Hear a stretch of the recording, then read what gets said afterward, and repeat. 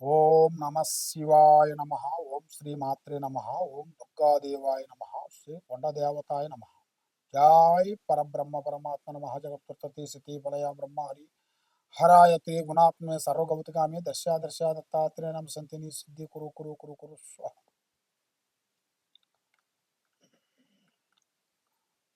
November నెల మిథున రాశి. ఈ మిథున రాశిలో ఉండవలసిన వాళ్ళందరికీ అదృష్ట ప్రాప్తి, జాతక యోగం, లక్ష్మీ యోగం. ఈ మిథున రాశిలో ఉండవలసిన వాళ్ళకి జీవిత చక్ర యోగంలో చూసుకుంటే మానసికమైన ఒత్తిళ్లు ఎక్కువగా కనబడుతున్నాయి. మరి వీళ్ళు చేయాల్సిన కార్యక్రమాలు ఎన్ని రోజుల నుంచి ఏదనుకున్నా కూడా ఆ కార్యక్రమం చేతిగాడికి వచ్చి చేజారిపోవటం, ఏదనుకున్నా కూడా సక్సెస్ కాకోకుండా ఉండటం, మానసికమైన కొన్ని ఇబ్బందులు కొన్ని ఎదురవుతున్నాయి. మరి వీళ్ళకి ఉద్యోగంలో అభివృద్ధిగా రాకోకుండా ఉండటం, కొత్త పనులు కొన్ని చేయాలనుకుంటారు. ఆ కొత్త కార్యక్రమాలు చేతిగాడికి రాగానే బ్రేక్ కావటం, అది అనుకున్న పనులు కూడా దగ్గరకు వచ్చినవి కూడా దూరం కావటం, ఇలాంటి కొన్ని సంఘటనలతో కొంత ఇబ్బంది అయిపోయి మనశ్శాంతి లేకోకుండా బాధపడుతూ ఉన్నారు. ఈ మిథున రాశిలో ఉండవలసిన వాళ్ళకి అదృష్ట యోగం అనేది ఒక స్త్రీ నుంచి అదృష్ట యోగం పట్టబోతుంది. ఒక స్త్రీ నుంచి పురుషుడికి, పురుషుడి నుంచి స్త్రీకి జాతక యోగములు అనేది మార్పు రాబోతుంది. మరి ఎన్నో రోజుల నుంచి వీళ్ళు ప్రేమిస్తారు కానీ ఆ ప్రేమ వీళ్ళకి దక్కకోకుండా, ఆ ప్రేమ ఎన్నో రోజుల నుంచి ఎదురు చూసి అది ఫెయిల్ కావటం, ఎంత ప్రేమించినా కూడా అక్కడి నుంచి మంచి రెస్పాన్సిబుల్ రాకోకుండా ఉండటం, మరి ప్రేమించినంత వరకు బాగుండటం, తర్వాత నాకు ఉద్యోగం రాలేదు, ఉద్యోగం వచ్చిన తర్వాత పెళ్లి చేసుకుంటాను అని చెప్పటం, పక్కకు తప్పుకోవటం. మరి అదే లేడీస్ ఆడవాళ్ళు మా అమ్మా నాన్న మమ్మల్ని కొంచెం టైం తీసుకోమని చెబుతున్నారని చెప్పటం, ఇలాంటి కొన్ని మాటల ద్వారాగా కొంచెం పెట్టేసి మనుషుల్ని డిస్టర్బెంట్ చేసేసి ప్రేమని బ్రేక్ చేసేసి వాళ్ళు వేరే రూట్లోకి వెళ్ళిపోతుంటారు. దానివల్ల వీళ్ళు ప్రేమించిన ప్రేమ వీళ్ళకి దక్కకుండా ప్రేమ వల్ల వీళ్ళు ఎన్నో నష్టాలు పోయిన వాళ్ళు ఉన్నారు, ఎన్నో ప్రాణాలు పోయిన వాళ్ళు ఉన్నారు, ఎన్నో ఇబ్బందులు పాలైన వాళ్ళు ఉన్నారు. ఎంతో మంది తాగి పిచ్చోలైపోయిన వాళ్ళు కూడా చాలా మంది ఉన్నారు. నా ప్రేమ నాకు దక్కలేదు కాబట్టి ఇక నా జీవితం అయిపోయింది, వ్యర్థం అయిపోయింది, ఇక నా జీవితం వద్దు, ఇక నేను చనిపోవడం కారణం ఒకటే అనేదిగా మూర్ఖంగా ఆలోచించి జీవితాన్ని, లైఫ్ని, మంచి లైఫ్ని వాళ్ళు పాడు చేసుకొని చెడు వ్యసనాలకి బానిసైపోయి ఆలోచన మైండు త్రికార శుద్ధి, మైండ్ ఒక కుదురుగా ఉండకోకుండా మానసికంగా ఎన్నో విధానాలుగా బాధపడుతూ వస్తుంటారు. మరి ఇలాంటి బాధలు పడకోకుండా ముందు జాగ్రత్త పడాల్సిన వాళ్ళు చాలా మంది ఉంటారు.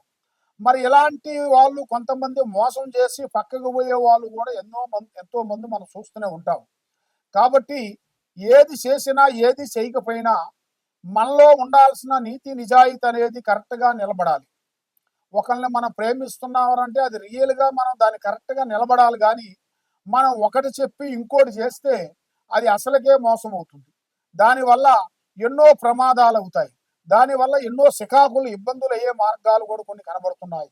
దానివల్ల మనశ్శాంతి లేకోకుండా దానివల్ల కొంత నష్ట ప్రభావము, దానివల్ల కొన్ని యాక్సిడెంట్లు కానీ, కొన్ని రోగాలు కానీ, కొన్ని జబ్బులు కానీ, కొన్ని సికాకులు కానీ, లేనిపోయిన సమస్యలు వాళ్ళకి వచ్చేసి అకస్మాత్తుగా కొన్ని ప్రమాదంలో పడిపోతారు. కాబట్టి అలాంటి ప్రమాదంలో మీరు పడకోకుండా ఉండాలంటే కొన్ని జాగ్రత్తలు పడాలి. మేము చెప్పిన విషయాలని జాగ్రత్తగా శ్రద్ధగా విని దాన్ని ఏ విధంగా చేయాలనేది మేము చెప్పే విషయము ఫస్ట్ నుంచి లాస్ట్ వరకు ఎలా చెబుతున్నామో దాన్ని మొత్తం మీరు గ్రహించినట్టుకైతే మీకు అర్థమవుతుంది.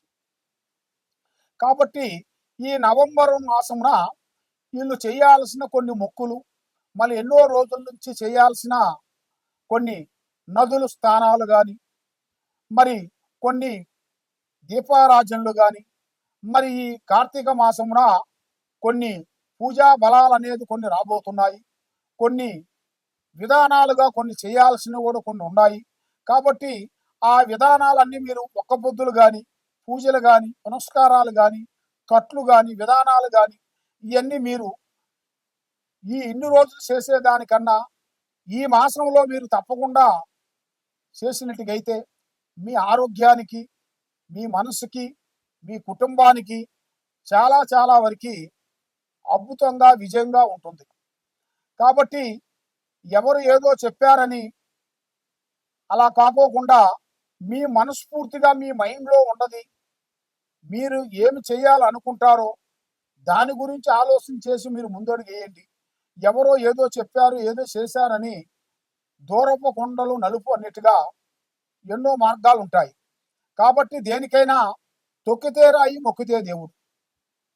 మరి మీరు చేయాల్సిన పూజా బలం మేలుగా ఆ శివయ్యని మీరు పూజించాలి.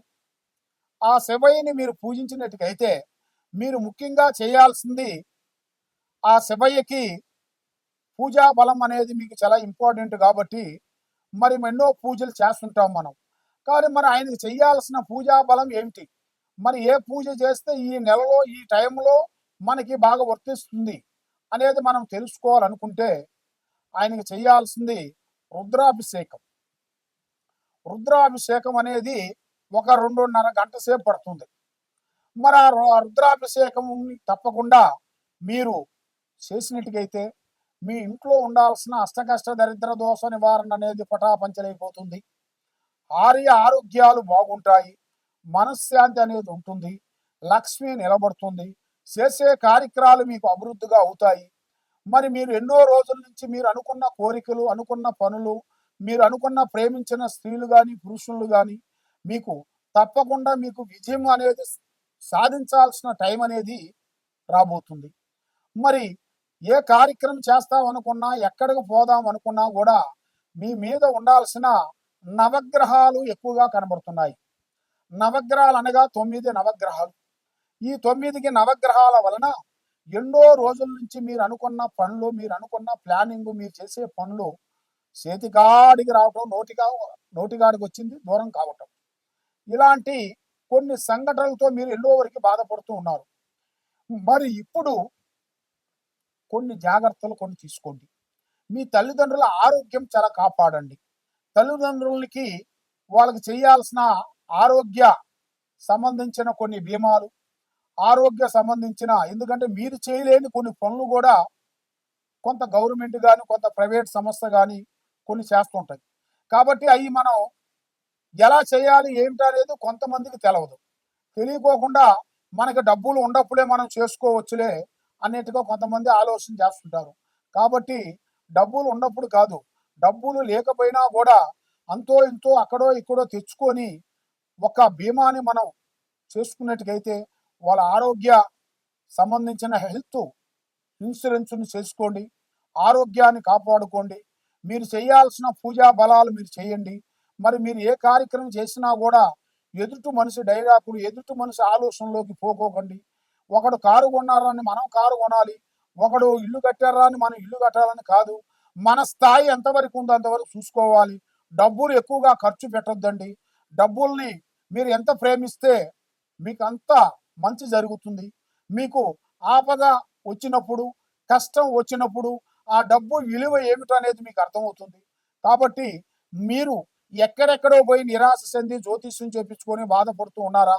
తప్పకుండా ఈ కింద ఉండాల్సిన నెంబర్కి ఒకసారి మాకు సంప్రదించినట్టుగైతే మీ జాతకాన్ని బట్టి మీ ఇంట్లో ఏముంది, మీ ఒంట్లో ఏముంది, మీ పిల్లల మీద ఏముంది, మీకు ఏమేమి జరుగుతుంది, ఏమేమి జరగబోతుంది అనేది మేము అన్ని చూసి మీకు ఏ సమస్యకైనా కూడా మన దగ్గర కొన్ని తాయితులు కానీ యంత్రాలు కానీ కొన్ని వస్తువులు అనేది మా దగ్గర దొరుకుతాయి.